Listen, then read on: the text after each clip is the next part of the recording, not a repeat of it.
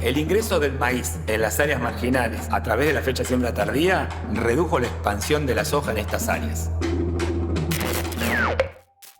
Esto es SLT Podcast, una producción de Sobre la Tierra y la Facultad de Agronomía de la UBA. Vamos. Sí. Ana, ¿vos pensás a veces en el maíz? Y ayer cociné una tarta de choclo. Bien, ¿y antes que eso? No, antes de ayer comí alitas de pollo. Bueno, al fin y al cabo los pollos se alimentan con maíz. Ok, el maíz está en todas partes. ¿Y? Justamente por eso, y porque es uno de los cultivos más importantes de la Argentina, es que hablamos con Gustavo Madoni, docente e investigador del CONICET y la FAUBA, quien estudia cómo cultivar maíz en los lugares más inhóspitos de la Argentina, incluso donde nadie lo intentaba. ¿Arrancamos? Cuando pensamos en la producción tradicional de maíz, se nos representa la pampa húmeda, pero el maíz tardío se cultiva sobre todo en ambientes marginales. ¿Nos contás por qué?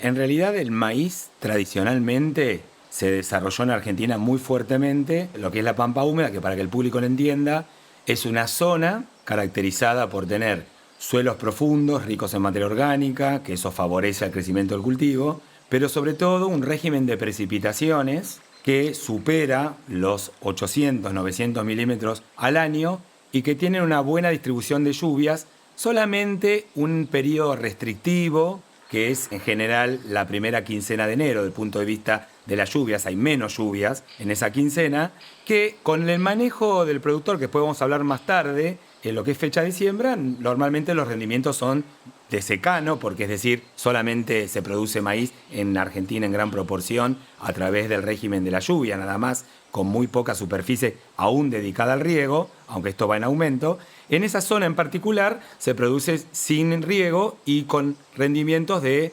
9, 10, 11, 12 toneladas. Eso ha ido aumentando con el tiempo, ¿no? Por las mejores tecnológicas.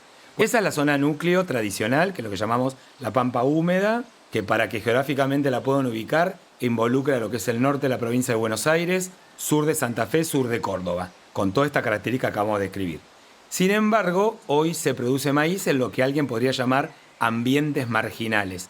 ¿Por qué marginales? Porque en realidad, antiguamente, no es que no había producción de maíz en esa zona, sino que los rendimientos eran muy bajos. Sobre todo porque estos ambientes tenían ciertas características comunes en que eran ambientes que de por sí, por ejemplo, llueve poco, porque están más desplazados hacia el oeste, hacia lo que son la zona de La Pampa, San Luis, ambientes de Córdoba que las lluvias comienzan ya a disminuir, ambientes que también por ahí no es necesariamente que llueva poco, sino que tienen limitación los suelos, ya no son tan ricos, son suelos más pobres en materia orgánica o limitados en esa profundidad del suelo, por ejemplo, por la presencia de alguna horizonte, es decir, una capa de suelo que no permite un buen desarrollo de las raíces, como puede ser lo que se llama tosca, es decir, un horizonte de piedras que imposibilita que el cultivo pueda profundizar, o por el contrario, suelos muy arcillosos, que esos suelos también al cultivo les dificulta extraer el agua, porque esas arcillas,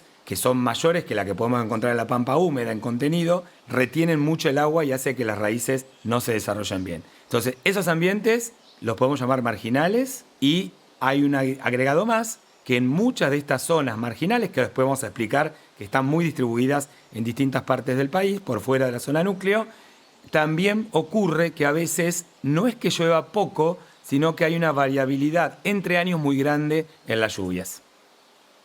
¿Por qué antes era tan arriesgado cultivar maíz en áreas marginales? ¿Y qué cambió para que ahora se pueda y con rendimientos razonables? En los últimos 15 o 20 años lo que ocurrió fue que el maíz se expandió hasta esas áreas marginales, pero con un gran cambio tecnológico fue la adopción de la fecha de siembra tardía, que ubica la floración del cultivo de maíz, en vez de ubicarla hacia principios del verano, la desplaza hacia finales del verano, con lo cual se logra que en estos ambientes que dijimos anteriormente que eran restrictivos del término hídrico, pero también pueden tener ocurrencia de altas temperaturas hacia el principio del verano, esta floración, que es el momento más crítico, ocurre hacia el final del verano, donde baja la incidencia de altas temperaturas y mejora la oferta hídrica. Entonces, ahora los rendimientos ya no son tan bajos como los que se obtenían anteriormente, cuando se hacían estas áreas fechas tempranas, y eso ha llevado que hemos pasado de tener más o menos unas 3 millones de hectáreas a 8 millones de hectáreas, y la producción nacional de maíz ha pasado de ser de 20 millones de toneladas a 60 millones de toneladas. Esto es el gran impacto que tuvo a nivel nacional la expansión del cultivo hacia las áreas marginales.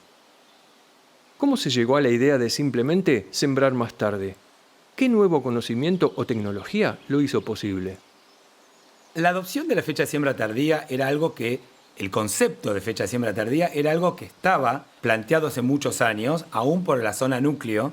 Lo que ocurría era que sembrar tarde generaba que el cultivo de maíz estuviera muy expuesto a factores que son negativos para su rendimiento, como es el ataque de determinadas plagas y la incidencia también de muchas enfermedades que aparecen con más frecuencia en un cultivo que está sembrado tarde, es decir, hacia principio del verano se lo está sembrando a ese cultivo. En ese momento lo que podría ser la presión, especialmente de las plagas, de lo que son unos insectos que nosotros los adultos, la gente lo conoce como mariposas, pero los hijos de esas mariposas son gusanitos que atacan al maíz.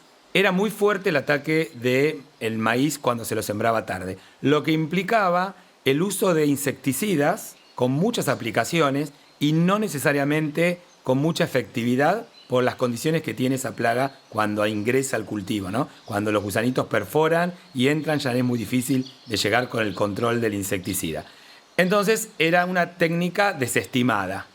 ¿Qué pasó? ¿Qué ocurrió para que se adopte masivamente? Bueno, antes de esa adopción masiva había ocurrido ya que el mejoramiento genético había encontrado una toxina que produce una bacteria que puede ser luego eso introducido con mejoramiento a las plantas de maíz para que las plantas de maíz sean capaces de sintetizar esa toxina que cuando el gusanito la come se muere. Entonces eso reduce la probabilidad de tener daños o ataques de esos gusanos en la fecha de siembra tardía. Eso ya estaba desde el principio de los 90, no sin una gran adopción. Lo que ocurrió fue que hubo varias cosas que favorecieron esta gran expansión hacia el ambiente marginal. Primero fue una relación de precios que empezó a favorecer a la agricultura respecto a la ganadería, que era el principal sistema de producción en muchas de estas áreas, entre comillas, marginales. Empieza a ser favorable los precios para los granos.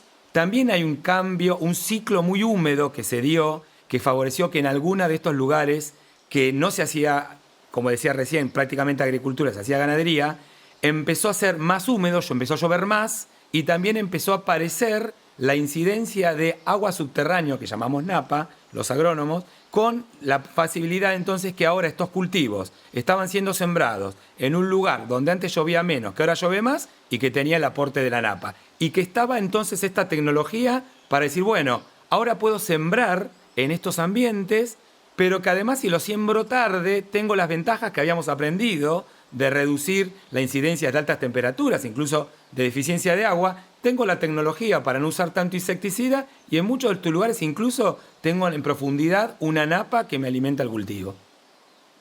¿Qué dimensiones adquirió el boom del maíz tardío en la Argentina? Si uno mira las estadísticas de la Bolsa de Cereales y analiza qué pasó con la producción nacional de maíz, pasamos de tener 20 millones de hectáreas a 60 millones de hectáreas sembradas con maíz. La mayor proporción está asociado a la expansión por fuera de la pampa húmeda, es decir, de la zona núcleo, lo que antes denominamos áreas, ex-áreas marginales, podríamos llamar ahora. Eso ha llevado a que teníamos antes 3 millones de toneladas de grano, ahora tenemos 8 o 9 millones de toneladas, que el rendimiento, por supuesto que el rendimiento a través de los años también por unidad de superficie ha ido aumentando, pero fue mucho más drástico el impacto a nivel de producción nacional, la expansión, que lo que fue el incremento de los rendimientos. Eso por un lado. Por otro lado, tenemos que considerar que la mayor proporción de la producción de grano, de maíz, se exporta. O sea, no somos grandes consumidores de maíz como sí somos por ahí de trigo. Entonces, eso es saldo exportable. ¿Sí? Si bien, obviamente, parte de los granos se usa para lo que es la producción de alimento balanceado, hay industrias derivadas, de que puede ser, no sé, el aceite de maíz, la polenta. Eso en proporción a nivel de consumo interno es mucho menor que lo que es a nivel de exportación y por eso somos uno de los principales países exportadores a nivel mundial. Eso es divisa, eso es ingreso y es economía para el país, ¿no es cierto? ¿Qué queda por trabajar a futuro en esta línea? Por un lado, por ahí estaría bueno agregar que había conocimiento de lo que era la fecha de siembra tardía, el impacto que podría tener en términos de rendimiento, que no se adoptaba porque no se tenía estos maíces con esta transformación que antes dijimos para la protección contra estos gusanitos que lo atacan. Bueno, todo ese conocimiento que había previo a la gran adopción se había generado, en primer lugar, a través de los trabajos de María Elena Otegui de fechas de siembra. Habían hecho unas recomendaciones en una plataforma amigable, llamó en su momento Granero, que era un modelo de simulación que se presentó para la adopción sencilla de esta tecnología, cuando empezaron a aparecer estos híbridos con esta protección. Pero lo interesante era que el conocimiento científico había demostrado que era viable la fecha de siembra tardía y estaba más que nada centrada en las zonas estas de la pampa húmeda, ¿no es cierto? Posteriormente a eso, yo trabajé mucho en demostrar el impacto de la fecha de siembra, tanto temprana como tardía, en una amplia zona de producción, ya involucrando ambientes por fuera de la zona núcleo. Era como que mis estudios complementaban lo que había mostrado María. Esto venía un poco de la mano a que ya empezaba a estar la inquietud de la fecha tardía, y sobre todo no en la zona núcleo, en otras zonas, en el norte del país, más hacia el oeste, más hacia el sur, más a la zona del litoral.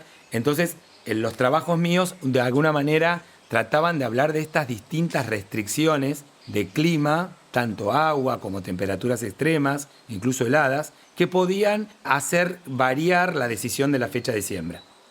Luego, entonces, o más recientemente, lo que yo empecé a desarrollar fue toda una línea de trabajo que necesitó de que haya muchas personas que trabajaran en esta línea de trabajo, justamente para un poco afinar más lo que era ahora la decisión de la densidad de siembra y el uso de híbridos de maíz que pudieran tener, sobre todo cuando uno decide bajar la densidad de siembra porque son ambientes que son un poco más limitantes a la producción y no permite tener el rango de densidades que se utiliza en la zona núcleo, pero si los híbridos eran capaces de generar compensaciones, es decir, yo le bajo la cantidad de plantas a ver si cada planta es capaz de producir más espigas de alguna manera, más granos. Bueno, esos estudios entonces son los que venimos desarrollando como grupo, que yo lidero una red en la cual esta red tiene distintas instituciones públicas, privadas, empresas, distintos países que participan, porque esta producción en estos ambientes no es solamente condición de Argentina, sino que es a nivel mundial.